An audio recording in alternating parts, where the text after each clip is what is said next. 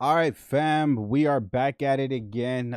We just finished our Claude Code just finished being able to create our back test that we've been working on. If you haven't seen part two or part one yet, those are in the description. So I need you to go ahead and click on that and watch that so you can properly understand what we've done, how we've gotten here, right?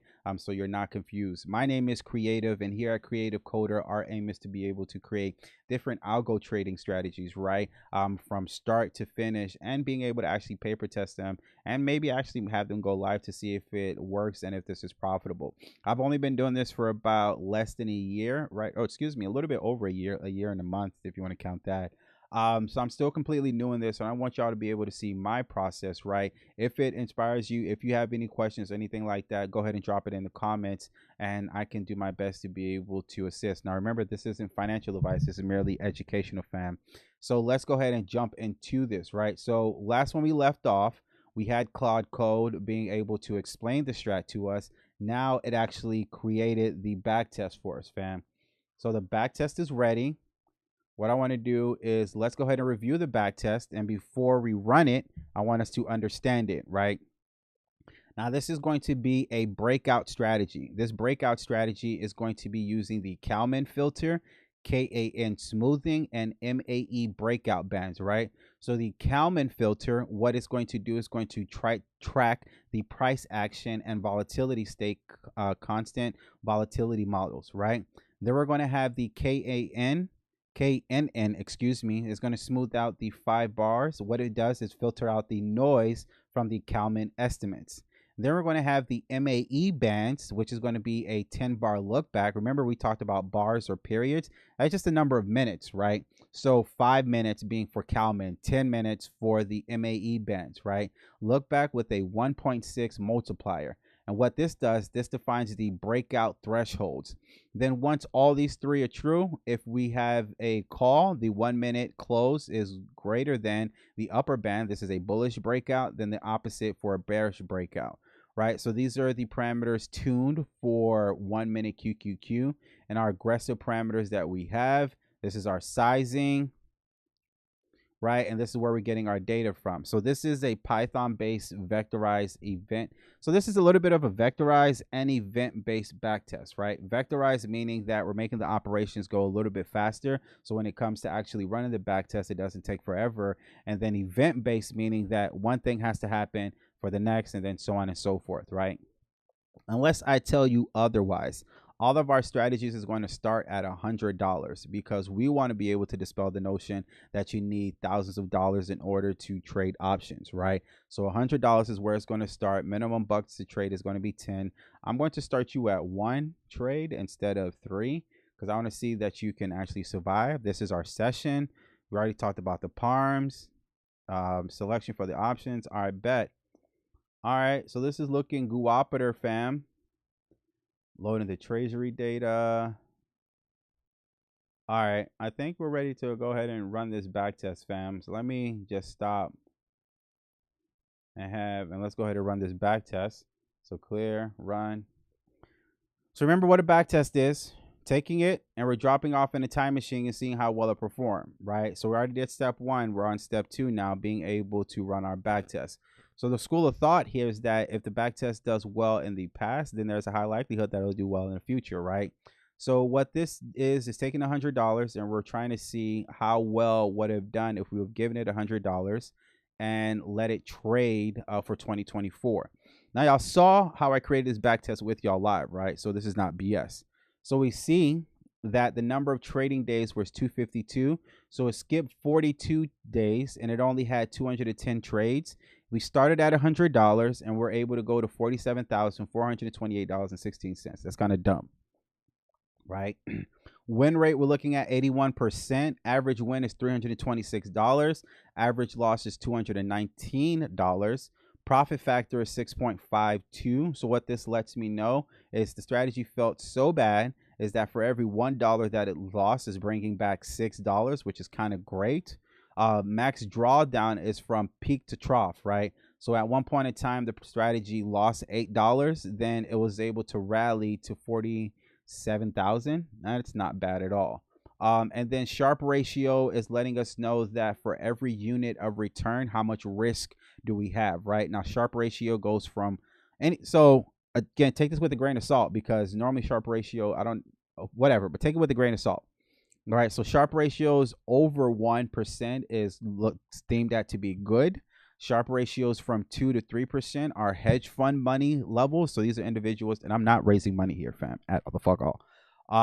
These are individuals that are hedge funds, principal, portfolio managers, money managers, right? Being able to raise money. So whenever they show you with the Sharpe ratio of 2, it's like, all right, you kind of did a great thing. Anything above 3, you just kind of want to be like side-eyed a little bit, right? So this is at 6.74, right? So this is letting me know that it's performing well, but again, take it with a grain of salt.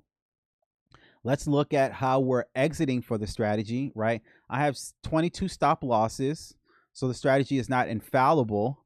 Time stops is going to be 40, meaning that the strategy was able to take it to all the way to the 3 minutes, and then on average, we're making 29 bucks from that. Average hold time is 2 minutes though, which is great, because when we're right, we're right. Right, that could be showed here by this TPs, right? 120 take profits, 28 trails. I appreciate that, bruv. And then call and puts breakdown. So it seems like we're a little bit more bearish than bullish, right? Bearish because puts, bullish because the calls. Excuse me.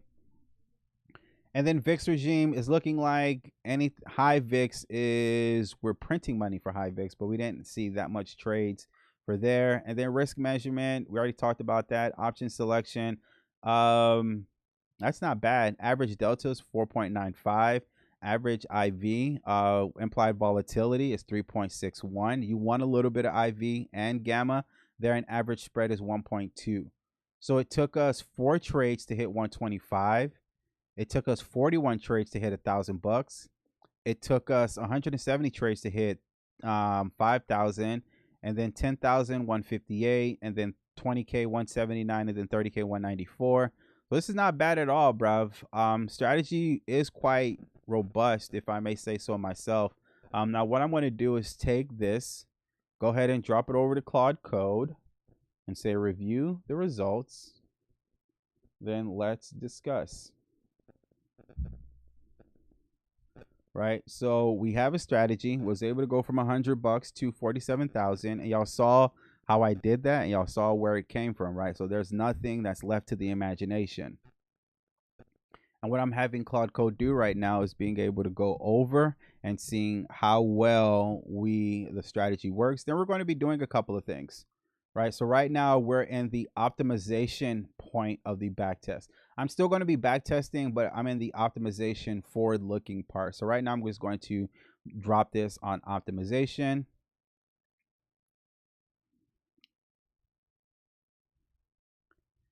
So now I'm waiting for Claude. All right, analyze the backtest. I appreciate that, Brevi. The results are exceptional. Here's the breakdown. Exits tell the story. The Kalman brands are catching real breakouts. 100% okay. Directional balance, Kalman filters and directionally biased. Compounding curve is doing the heavy lifting. Okay, strong year. And you just spazzed out on me. That's always cool. All right, so what I'm going to do is run it on 2024 before trusting this single year with strong trending year. Yup. Need to run on bear and bull year, compounding disorientation, late year P&L are inflated by the position 6 scaling. Get the fuck out of here. Generates a lot of signals. Some 81% of P&L may be regime dependent. All right, let's run it on 2022. Now we ran it on a bull year, right? So let's run it on a bear year 2022, and see how well this strat performs. Oh, bruv. Oh, because I didn't put it right next. Bruh, you so fucking... That's how picky you are. Year 2022. Because it was that little bit of space. So damn picky. So what I'm looking for is north of 81%, or north of 75%, as much traffic. I really don't care about that final number. I mean, it is a nice way to be able to keep score. But again, I'm looking for the metrics itself. Damn, that was quick. 2 trades. All right. Hold on, fam. let's review a thing. Where's VIX? Where's VIX max? VIX threshold. Fill.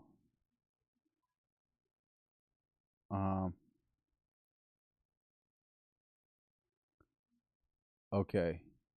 Wait, this is 2022. What I'm going to do is review. We ran, but only 2 trades. What is blocking most of the trades? What is the VIX threshold? You fucker. Clear. All right.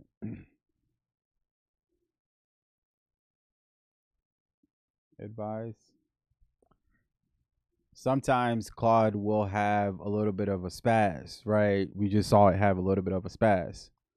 Now what I'm doing is I'm asking Claude to be able to go through and figure out why we only had 2 trades in 2020. Bruv. Based on 2024's baseline, the multi-year validation is non-negotiable. Bruv, we ran it, review, and advise why we only had 2 trades.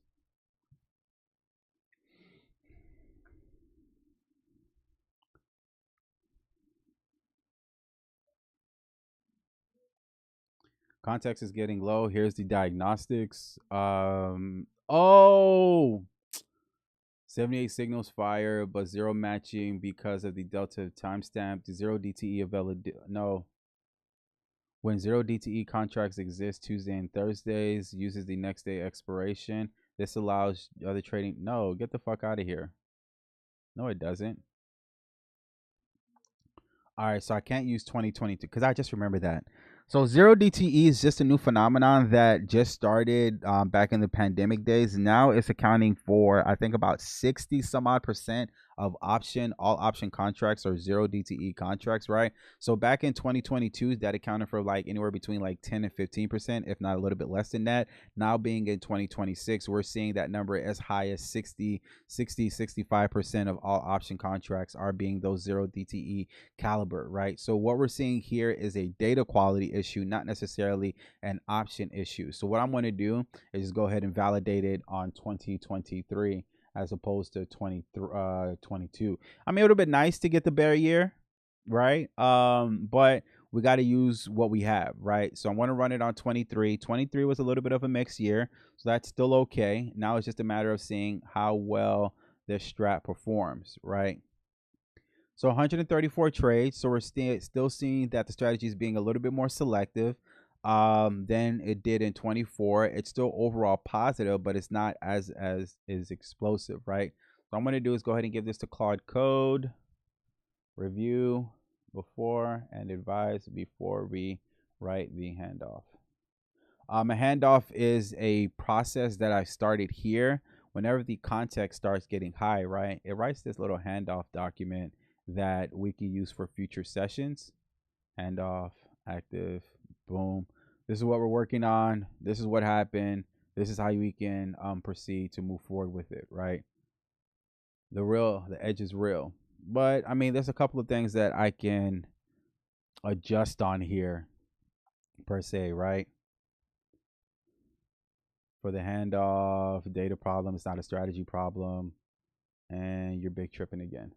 All right, I think this is a good stopping point, right? Because in our next video, I really want to spend some time on being able to optimize the strategy, right? Being able to really go through and find the best parts for it and then walk forward, right? So I don't want to make this video too long. For part 1 and 2, we went ahead and talked about the basics of an option contracts, being able to understand the different, what is a bull market, what is a bear market, what is calls, what is puts, what is moneyness, what is strikes, right?